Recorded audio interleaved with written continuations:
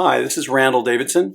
I'm going to be teaching you today a little bit about the cello and give you an ability to sound brilliant as a composer and to write brilliantly for the cello so it sounds great. There are a couple things you need before the session starts. You need to have pencil and paper, especially notation paper, staff paper, or notation software, and then you don't need a pencil. And then you also need your voice. We're going to be using your voice to find the range of your range, and you can find out what voice you have. And you'll also be able to tell how that compares with the cello, which basically can play all the notes of the human voice, from the lowest to the highest. Okay, let's do a show and tell on the 4 strings of all the 4 strings. Soprano, alto, tenor, bass is covered by the violins, soprano, violas, alto, tenor, cello, bass instrument. The cello, viola, and violin have open fifths. The only difference is we have different open strings. My instrument's longer, and so the strings are longer than the viola. So my low C is the open string below the bass clef, 2 lines, ledger lines below. The viola has a low string, also a C, but it's up an octave. So all the strings are half as long as my string, and that's why it's up an octave. They have the same open G's, the next string up. Open D is the next string up, and that is the top open string. Now the viola has the same open strings up an octave from the cello. The bass is the low note is E, written on 1 ledger line below the bass clef. What are those on intervals right there? Those are the open strings of a bass, E, A, D, G. Those are all fourths apart from each other. And the reason the bass has a different shape of the body than the cello or the viola or the violin, we have these little flared areas, and the bow goes here between these flared areas. That's where the bow goes, and my knee goes below. The bass is got a little bit more soft shoulder and not such a big area for the bow, and then a very soft, and it's slightly different shape. You can check it out on the internet. It's because the bass is a viol, a Renaissance instrument, and these instruments, the cello, viola, and violin, all came about because during the Baroque period, they wanted a different sound. They wanted a little bit larger sound because the rooms were getting larger. And so they built these instruments about the beginning of the Baroque era. And that's why they maintained this shape, because it's a little bit louder than the viols. And so that's a little bit about the open strings. I'm going to talk a little bit about the quality of sound of the cello. It's from the lowest note.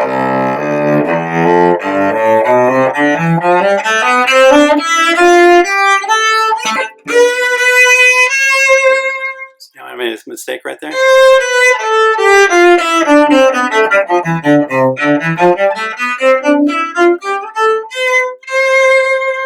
That's the C. That's the C above middle C.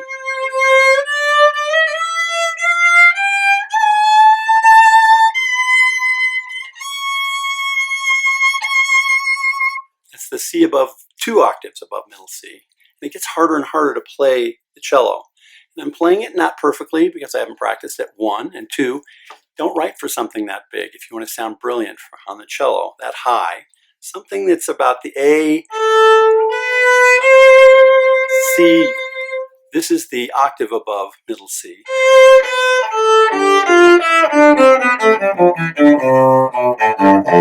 The low note. The cello loves to play beautiful melody.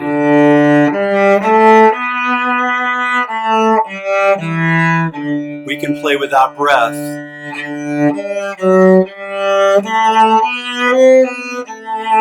And keep going.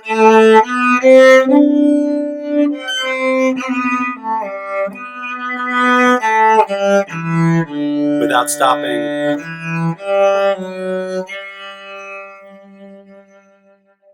Now most of that melody is stepwise. This first interval is what? Is a fourth step. All of these are steps. Here's a minor third. And then the fourth again.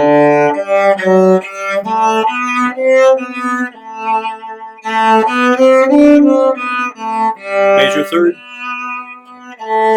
Minor third. Minor third. Everything else is stepwise. That nice flowing melody is both a great way to write a melody. It's also, part of the idea is it sounds like a vocal part. And it is. It's from a folk song called The River is Wide. And you can recognize a memorable tune. It's very sticky, but it's also a lot of stepwise movement. So that's a very helpful thing to remember about writing for melodies. But you can also write quite distinctive and wide intervals without much trouble.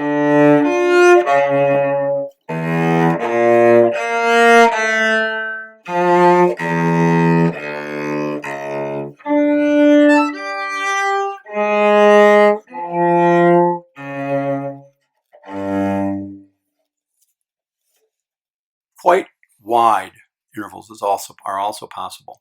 Sevenths are good. Ninths, not so much.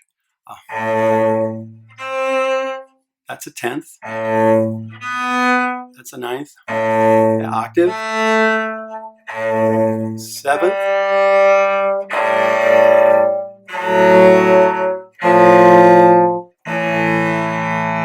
Seventh, sixth, fifths are easy to play, double stops, and I'll talk about that in a second. So it's a very lyrical sound you get with the cello, even when they're distant, really dissonant and distinct and distant from each other. What the cello can do, dynamics. Now, you'll look at an orchestra and you'll see probably 8 to 12 to even 16 cellists will be lined up on the side, and they will make a very large sound. But the cello range of dynamics pretty much go from forte and goes down. Here's the forte.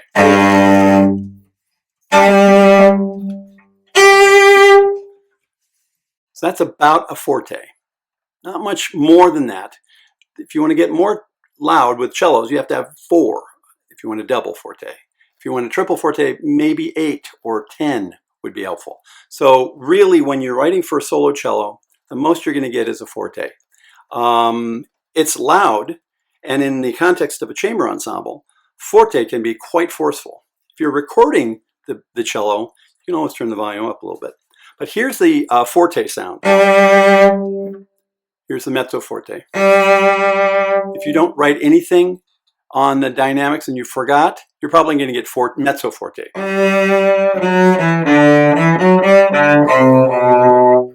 There's a mezzo piano, MP. Mezzo piano meaning middle soft.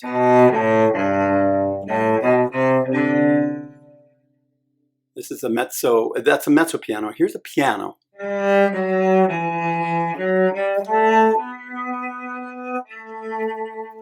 Here's a pianissimo, which is very soft.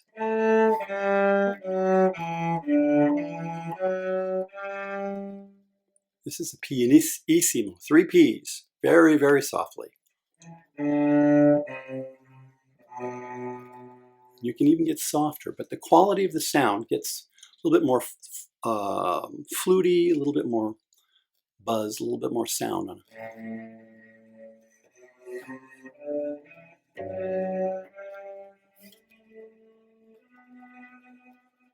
Can you hear that? In the document I've shared with you, there's a link to those dynamics and one special link which is very, very, very soft. And you can get an idea of what that sounds like. Articulation is the next things. Articulation and range. And we've talked about the range of the instrument, but we're going to do that with a little sing-along here in a second.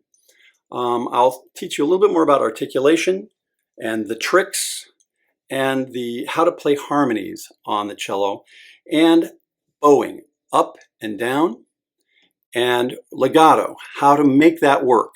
You can put 2, 3, 4, maybe 5 notes into a legato, into one bow, and maybe 6, not so much, 7 probably not. You have, we'll get a little bit more about the bowing in our live session in just a second.